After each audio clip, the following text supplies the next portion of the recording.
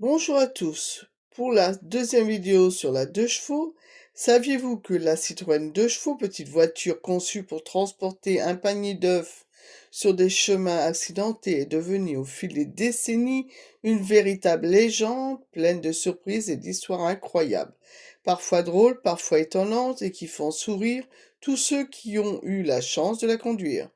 Aujourd'hui, nous allons explorer ses anecdotes les plus insolites, ses défauts amusants et quelques aventures méconnues qui montrent à quel point notre petite voiture est unique. Et pour vous faire un petit rappel de notre première vidéo, je vous racontais qu'avant de s'appeler la 2 chevaux, notre voiture portait le nom de TPV, pour très petite voiture. Le projet est lancé en 1930 par Citroën sous l'impulsion de Pierre-Jules Boulanger. L'idée est simple mais révolutionnaire. Fabriquer une voiture pour les campagnes françaises capable de remplacer la charrette et le cheval. Le cahier des charges est devenu légendaire. La voiture doit transporter 2 paysans en sabots et un panier d'œufs à travers un champ labouré sans casser un seul œuf. Cette exigence explique la suspension extrêmement souple de la 2 chevaux.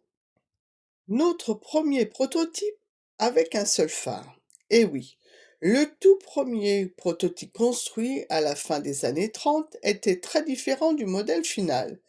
Certaines versions avaient un seul phare à l'avant. À l'époque, la loi française n'obligeait pas encore à en avoir deux. Les ingénieurs voulaient économiser chaque gramme et chaque franc. Et ce n'est pas tout. Les premiers prototypes étaient fabriqués en aluminium ondulé pour gagner du poids. Mais ce matériau coûtait trop cher pour une voiture populaire. Plus tard, la carrosserie sera fabriquée en acier très fin, ce qui explique parfois certaines 2 chevaux qui rouillent facilement. Dans les premières versions, les sièges étaient simplement des tubes métalliques avec une toile tendue, exactement comme des chaises de camping. Ils pouvaient être retirés très facilement, les paysans pouvaient même les sortir pour s'asseoir dans les champs pendant leur pause. La suspension de la 2 chevaux est tellement souple que la voiture se penche énormément dans les virages. Certains passagers pensent qu'elle va se renverser, mais en réalité elle est presque impossible à retourner. Lors des démonstrations, les ingénieurs faisaient parfois prendre des virages à grande vitesse pour montrer sa stabilité. Comme je vous avais dit en première vidéo, c'est en 1939 que la voiture est prête à être présentée, mais la Seconde Guerre mondiale éclate. Pour éviter que les Allemands récupèrent la technologie, les dirigeants de Citroën décident de faire disparaître les prototypes. Certains sont détruits, d'autres sont cachés dans les granges ou les bâtiments de l'usine. Pendant des décennies, tout le monde croit qu'ils ont disparu. Mais c'est en 90 que plusieurs prototypes originaux sont retrouvés dans un grenier d'un centre d'essai Citroën. C'est une découverte historique pour les passionnés. Sur les premières 2 chevaux, les essuie-glaces ne fonctionnaient pas avec un moteur électrique. Ils étaient reliés au câble du compteur de vitesse. Plus la voiture roulait vite et plus les essuie-glaces allaient vite. Mais quand la voiture s'arrêtait à un feu rouge sous la pluie, les essuie-glaces s'arrêtaient aussi. Le conducteur devait parfois tourner une petite manivelle à la main. Mais que dire de son toit? Le toit de la 2 chevaux est en toile et peut s'ouvrir complètement. Ce n'était pas seulement pour profiter du soleil, mais ça permettait également de transporter des objets très longs comme des échelles, des planches ou des branches d'arbres. Beaucoup d'artisans utilisaient la voiture de cette manière. Je vous disais également lors de ma première vidéo sur la 2 chevaux que dans sa présentation au Salon automobile à Paris en 1948, certains journalistes se sont moqués ouvertement de la voiture. Certains disaient qu'elle ressemblait à un parapluie sur 4 roues, d'autres à un ouvre-boîte à sardines, mais les visiteurs comprennent tout de suite son utilité, et les commandes explosent. Saviez-vous que dans les années 1950, la demande est tellement forte qu'il faut parfois attendre plusieurs années pour recevoir sa 2 chevaux. Certaines personnes revendaient même leur voiture plus cher que le prix de l'achat. Saviez-vous que les ingénieurs voulaient que la voiture soit utilisée dans les campagnes où il n'y avait pas toujours de garage?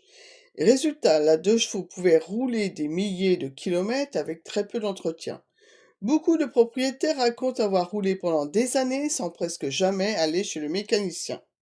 L'avantage de rouler avec cette voiture, c'est que dans les premières versions, 2 personnes pouvaient sortir le moteur en quelques minutes seulement. C'était volontaire, les ingénieurs voulaient que les réparations soient faciles, même dans une ferme.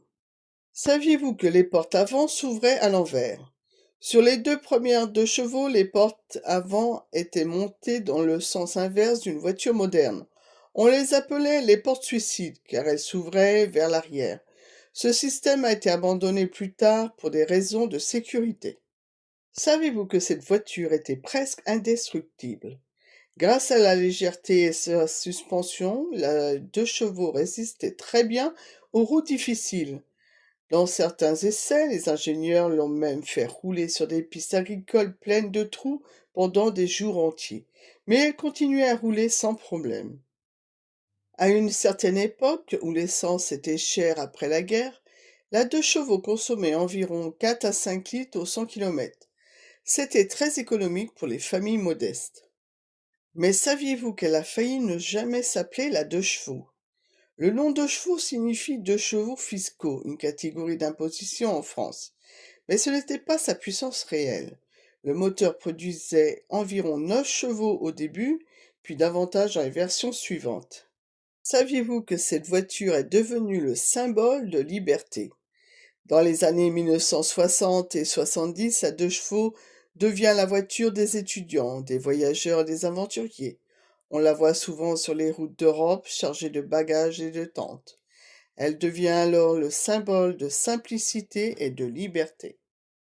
La 2 chevaux était adorée par tout le monde, mais elle avait aussi des petits défauts assez amusants.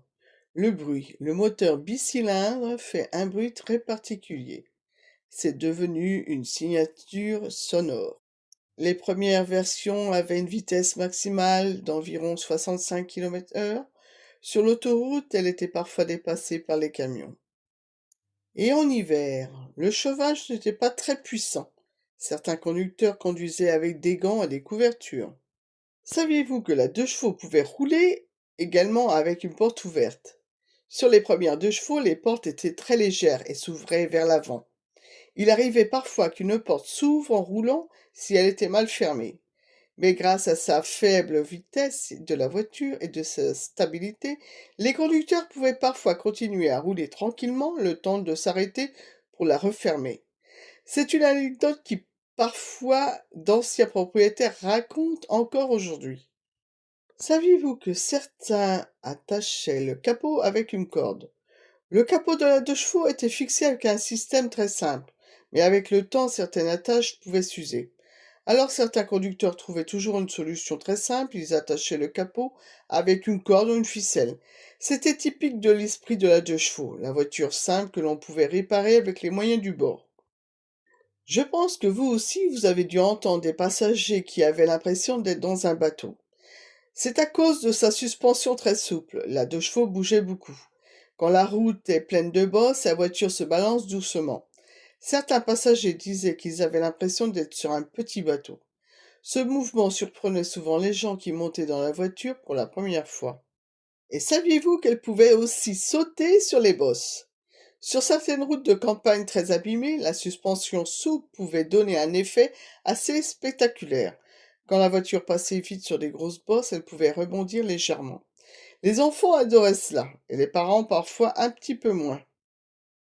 Dans nos campagnes, la 2 chevaux pouvait servir à tout. Certains agriculteurs transportaient aussi bien des sacs de pommes de terre, des poules, des outils et parfois même des animaux. Il existe même des photos, des témoignages de personnes ayant transporté une chèvre ou un mouton dans la 2 chevaux. Le toit en toile qui s'ouvre facilitait même parfois ce genre de transport. Mais notre voiture était pleine de caractère. La Citroën 2 chevaux n'était pas parfaite. Elle n'allait pas vite, elle faisait du bruit, elle se penchait beaucoup, mais c'est justement ce qui l'a rendue attachante. Elle a accompagné la vie quotidienne de millions de personnes et reste aujourd'hui l'une des voitures les plus aimées de l'histoire française. Merci d'avoir regardé cette vidéo et n'oubliez pas de vous abonner pour la prochaine vidéo où je vais exploiter le tour du monde de notre 2 chevaux. Alors je vous dis